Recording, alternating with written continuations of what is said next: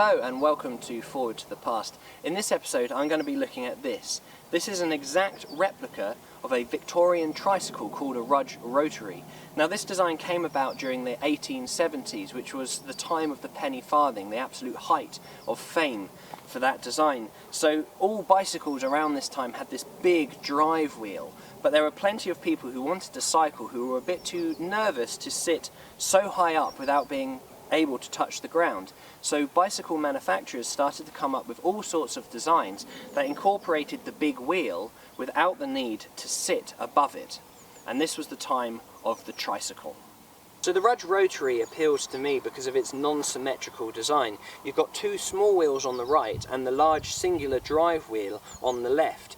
Now this bicycle was popular with both men and women. You see, women back then were not allowed to ride over a bar like this in a conventional way that you'd ride a bicycle. This was also the same with horses. If you were a lady, you would have to ride side saddle like this. So as a result, women were not allowed to sit above a bar because it just wasn't good etiquette. So this doesn't actually have a bar that you sit over. So you can sit like this in a very dignified lady way, and believe it or not, women used to ride these wearing their dresses, as long as they weren't too poofy that they wouldn't get caught in the chain mechanism. So if we look at the drive wheel here, it's got these beautiful kind of brass hubs. The spindle itself has got this metal clip on it here, and if that pops off, there's a little hole there so you can drop some oil onto the shaft inside to keep it nice and lubricated. And as you can see by my hands and from the actual metal itself, you can see that I have kept this very well oiled. Moving up, the tyre itself, very muddy, but this is solid rubber, so this was made before the pneumatic tyre came out, so you're never going to get a puncture on this vehicle. Coming around to the back, the rear wheel here, we've got considerably smaller than the drive wheel. We've got these three kind of bars. This one here is for the steering, and then this one here and this one here are just strengthening struts to give the frame a bit of rigidity, because three-wheeled vehicles are notoriously unstable. The steering itself is operated with this. This is a tiller arm, and it drives down to this little splined wheel here along this splined shaft, which pushes and pulls the front and rear wheel. Now as I turn it, you can actually see that these wheels are inverted, so as one goes one way, the rear one does the opposite. So believe it or not, this gives incredibly responsive steering, and it turns beautifully. So coming around to this side, we've got the seat, very conventional in a way, just a standard seat. And then we've got this arm here, which is completely rigid for just holding on. This is a handle here to operate the brake, so you actually push it forwards. You'd think you'd pull it back, you actually push it forwards, and it pulls this leather strap onto this drum here. So this is what you might describe as a Rocky Mountain brake. And then we've got this very industrial chain here. You can't imagine that's ever going to break, which drives this little sprocket here and the one at the top, which is directly attached to the main drive wheel. The pedals themselves are on this kind of zigzag frame, and they can spin freely on their shafts.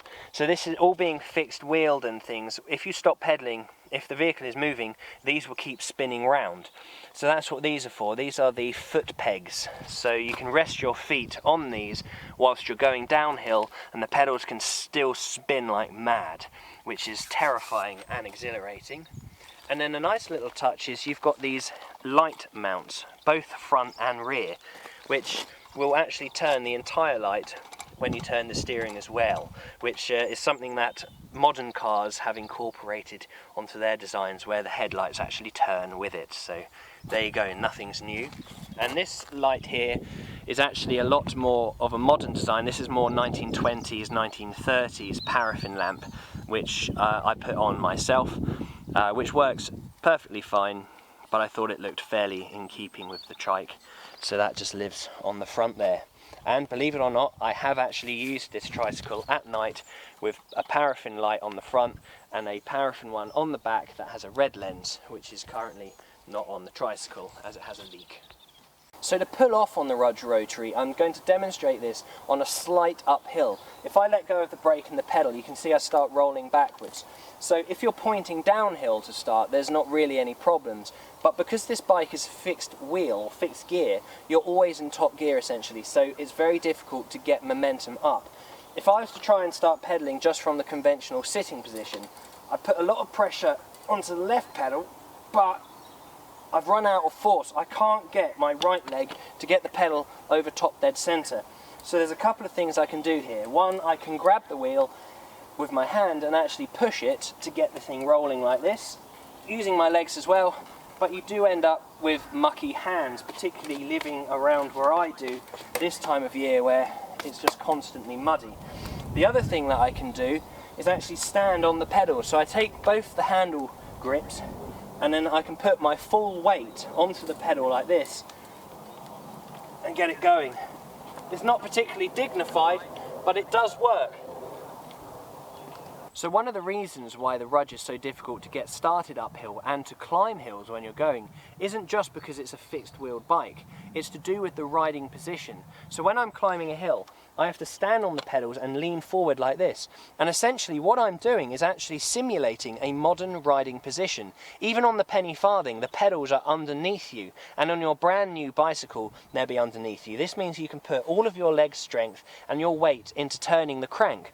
But when you're sitting back here and the pedals are about a foot further forward than they ought to be, all of your strength is coming from your knees. So if I was to try and turn the crank now, when I'm pushing it, the strain that I'm feeling down here is borderline unbearable, and it's clearly a design flaw, because if you look at later tricycles and bicycles of a similar era, you'll notice that the seat is mounted further forward or the pedals further back, so you're sitting above them. It's obviously a design flaw that they figured out and rectified in later years.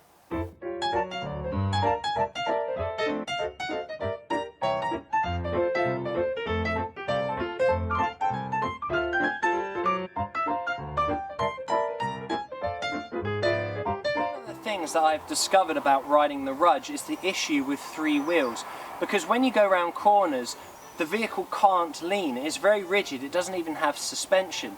So if you're going fast, say 10 to 15 miles an hour, if I'm going sharp to the right, I can actually lean like this to counterweight the G-forces.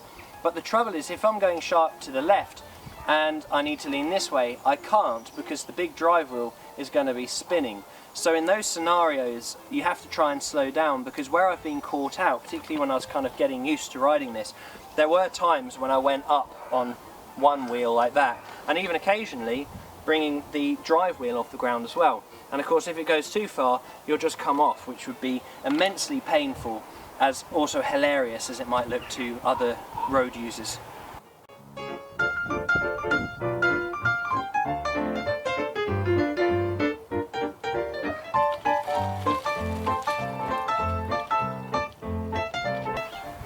Climbing hills on this is really hard work, but once you get up to speed, you can sit down again. But this wooden handle, when you're standing, really starts to chafe. Just put my feet up and relax. When you're going downhill, it's absolutely effortless. Now, one unique feature about the Rudge is technically it has a reverse. Because the pedals are fixed, just pedal it backwards and away you go. Now the Rudge has got to be, when it comes to riding along the flat or downhill, it's one of the most luxurious, comfortable, effortless and enjoyable vehicles I've ever had the privilege of riding. But when it comes to going uphill, it turns into one of the most demanding and physically exhausting.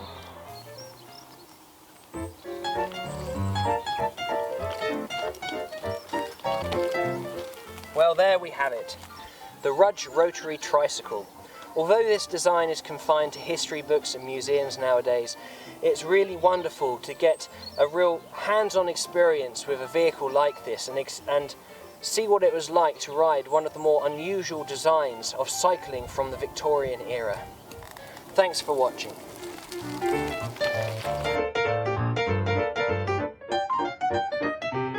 Climbing hills on this is really hard work. And you really feel the strain on your hand where you're leaning on the pedal, on the